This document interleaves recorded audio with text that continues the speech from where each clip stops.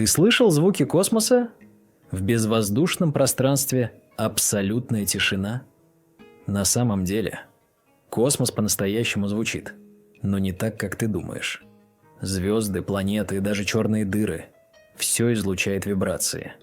Вакуум не передает звук, но ученые переводят эти колебания в слышимые звуки. Вот как поет Юпитер.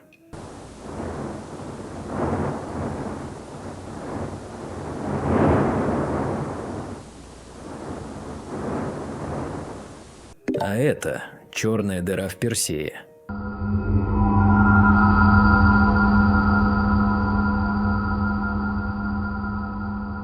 Вселенная не тишина. Хочешь услышать еще ее тайные голоса? Подпишись. Будем слушать космос вместе.